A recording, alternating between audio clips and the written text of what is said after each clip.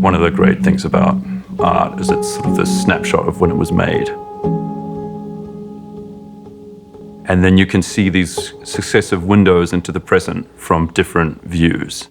I see the way that technology changes, particularly communications technology changes, affects the way that people encounter art or think of their art experience.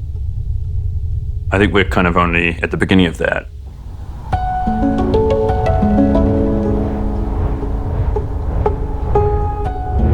I think art is definitely something that changes and is different for different people at different times.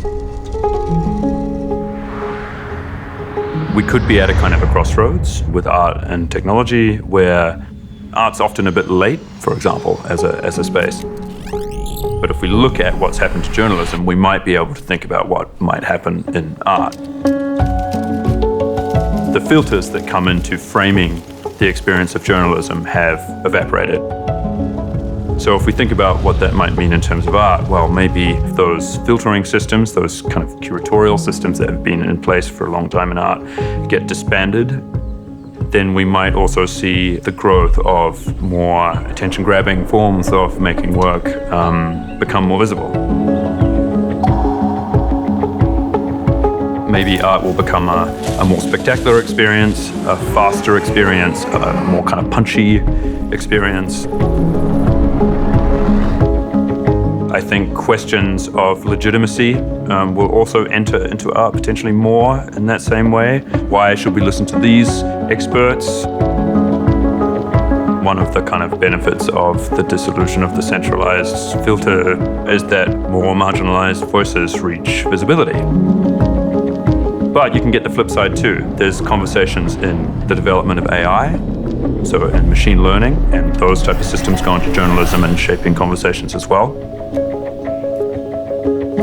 I'm working on an exhibition at the moment where your art experience is mediated through carrying a device, which has a centralized app on it, where you can get information about the works you see.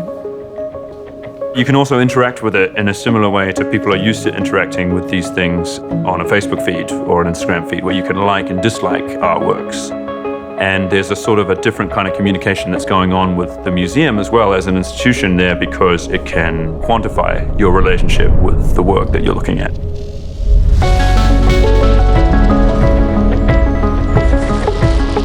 To have that specifically interacting with people who are making decisions about what happens in a museum and what kind of thing can be in there and should be in there, and what type of experiences viewers should have and might want to have, might make a very different museum experience in the future if we start programming on the basis of that type of feedback.